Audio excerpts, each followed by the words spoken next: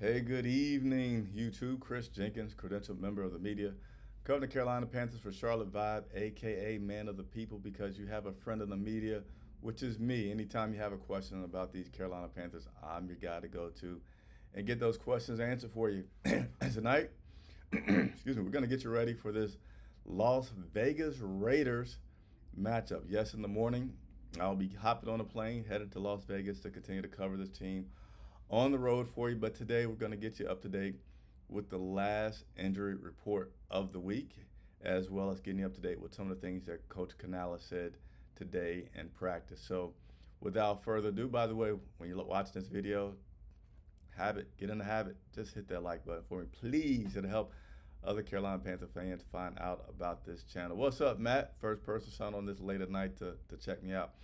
But let's go ahead and dive into this injury report that we have right here. Defensive tackle A'Shawn Robinson is on the list. A'Shawn is listed as questionable for this week. Dealing with that knee injury, he was limited in practice, but he feels like he is good to go. Next up, we got defensive tackle Shy Tuttle. Now, he's been out all week, did not practice all week, and he is listed as doubtful this Sunday versus the Raiders. So, that defensive line, it's going to be some tough sledding. Continuing on, we got tight end Tommy Tremble, uh, hamstring back. He was limited in practice today. We also got Lonnie Johnson, who showed up new on the list later in the week. Lonnie showed up with a thigh injury. He was limited in practice both Thursday and Friday. He is questionable, which means he is likely to go. Safety Nick Scott, another person that showed up on the list later in the week. He was limited in practice both Thursday and Friday. He is also questionable. And quite a few guys that were on the list earlier, they're not on the list anymore, which is a good thing, like Robert Hunt, Damian Lewis, Felipe Franks, Davian Clowney. And those were some guys that were on the list. You know what? Tommy Tremble, I don't know why I put him on here. He was actually, I'll put him on here because he was limited. The other guys that I just named, they were full participants in practice today. So that's your latest injury report before we head out to Vegas. Tomorrow they're going to put out the list for players that are on the practice squad that may be elevated. We typically don't cover those until Sunday prior to the game, so just be sure to watch out for those. Let me go ahead and continue to say what's up to a few people that are joining the broadcast right now. Juju Show said, "What's up, man?" To the people. Hey, Juju, I appreciate you very much. Appreciate you. And Ali Bodrick. Am I saying your name good, Ali, or maybe you just giving up on helping me? But I want to make sure, as being one of our members, that I say your name pretty good. And then, Chris, your audio is cooked, man. I have to turn you up to 100 just to hear you. So I'll turn it up a little bit, but audio levels will vary sometimes due to the different devices that I use. And you may have to turn it up all the way, which is better than not hearing me at all. But again, I can't. Different devices that I use different times have different clarities, so sometimes you may have to turn it up. But thanks for letting me know, nevertheless. And Shakir said, "How is the weather looking in Vegas?"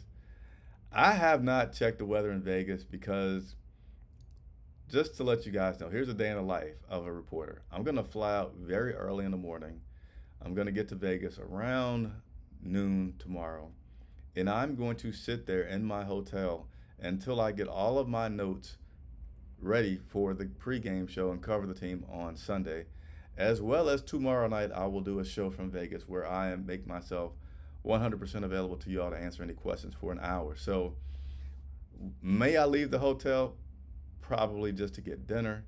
But other than that, it's just for me, it's business nonstop. Even on the plane ride there, I'm going to be working, getting stuff together. So, thank you, thank you, thank you. Let's see. Oh, he said I got the name right. That's cool to hear. Matt said the audio was good, and gotcha, man. It's cool. Yeah. So, and I don't want you to think, don't tell me anything, but I do rely on you all because it's a small operation. Let me know when certain things aren't working. So I'm glad that you let me know. But I just want to give you that feedback about the audio there for your context. So, Coach Canales spoke with the media today, and as you guys know, it's just been a week of Bryce. Deservedly so. Anytime you bench the first-round quarterback in the shortest time in NFL history. That is some worthy news. But today, kind of growing off of that, was Coach Canales talked about how this week of practice had looked with Andy Dalton back there, quarterback. Practice looks sharp, just constant communication. He's talking to guys, which, is just a continuation of building our concepts, building our team, and finding our identity. So that was it. Practice looked sharp, looked good.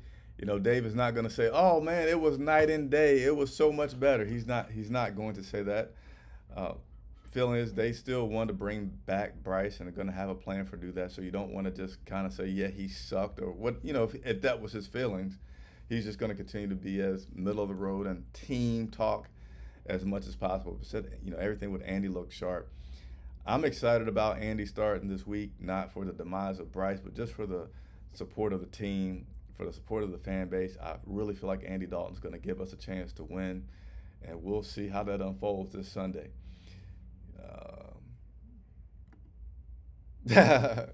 You guys, I'm not stepping into a casino. As a matter of fact, I'm not even staying on a strip where, I could walk downstairs to the lobby, walk across some pedestrian bridge, and be at a casino.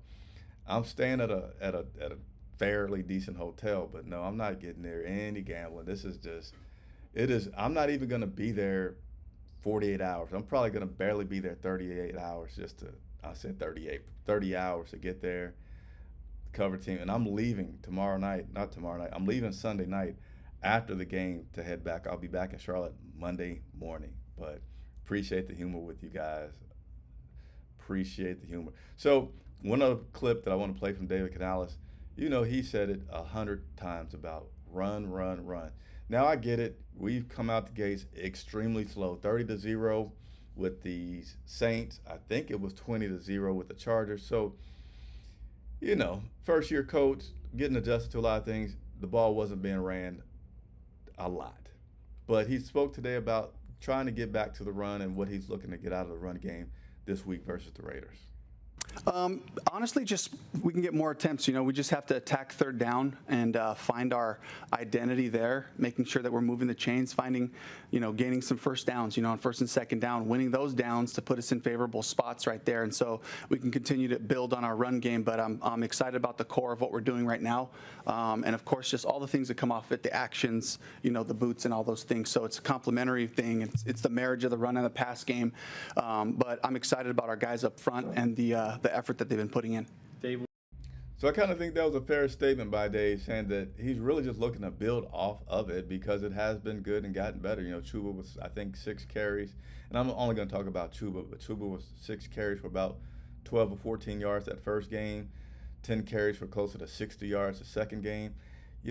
We had so many 3-and-outs against the Saints and against the Chargers. So with Andy in there, if we can not have 3-and-outs, get a little bit of a drive going, even if we don't score, but if we just move the ball, if we convert a third down, then I feel like we're going to all start to see more of, feel like we are finally seeing some normal football from our Carolina Panthers team. So let me go ahead and try to get to 2 questions before I get out of here because I still got to get everything ready for Vegas.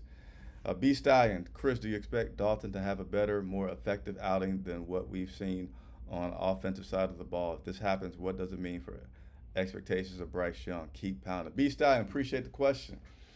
I fully expect to see a much better game from the Carolina Panthers. I expect to see a much more balanced attack from Dave Canales in the play calling. Just because Andy's been there before, Andy succeeded, I don't feel like Andy's like the long-term answer. But in terms of just putting a good product out there on a Sunday, I feel like Andy Dalton certainly is going to give us the opportunity to do so. And as far as what does it mean for Bryce, I think it's still just a learning experience for Bryce is what should be happening at that stadium right now. Is telling Bryce, this is your period to just take a break, reset, watch Andy, gain some confidence, help the team as a whole as well. Say, hey, I knew we could do this. We can move the ball. We can get the ball in the hands of our dynamic skill players. And maybe Bryce, seeing that happen, will say, okay, the lanes are there. This is how Andy moved around, so this is how I can move around. If you see a guy operate within your exact same offense. Now, there's going to be some wrinkles different for Andy, but with your same coach, with your same personnel, that should give you some more confidence that you can do what you do. I don't feel like if Andy does well, that means Bryce's demise by any means. So that's where I'm at as of today. Just a few days before week 3. That's how I feel about it. Could change, but as of right now, that's how I feel about it. Appreciate the question, B Stallion. And let's go ahead and get to my man Shaked. Member, appreciate you being a member. Let me get some sound effects here. Haven't put anything out there. You should give our members a little extra love on the channel. Out of curiosity, why is Friday press conferences very short? Well, really by Friday, we've asked all the questions that we need to ask. It's Wednesday all day we had, Thursday. You've really gotten all the questions that you could have. We've had a lot of time in the locker room, and at this point, everybody's winding down to get ready for, getting the coaches, getting the team into their space where they can just focus. We don't even go into the locker rooms on Friday for that reason. It's just, again, getting those guys in that final zone, that tunnel where they can not focus on the media, long press conferences, and all this, the other. Get ready for the game. Appreciate the question. Tim Estes, I see you signing in. I can't say this name, but in terms of Brooks, he's out at least 4 weeks. So in terms of updated timelines, there's not been anything given, but he's out for 4 weeks because of his status currently. All right, so that is it. I appreciate you all. Again, if you haven't subscribed, please consider doing so. Set your notifications because I will, for all away games, I do a night before hangout, fireside chat, if you will, where the whole video is just really casual and dedicated towards answering your questions. So I see a few people hadn't got a question answered tonight as I'm logging off. Log back on tomorrow. I don't know the exact time. I got to get it settled into the hotel. Time zone changes. I don't have them in my head, but I will do that show for you guys. Continuing to earn man of the people status and respect from you all. Thank you so much for tuning in, and I'll see you tomorrow. I'm Chris Jenkins for Charlotte Vibe.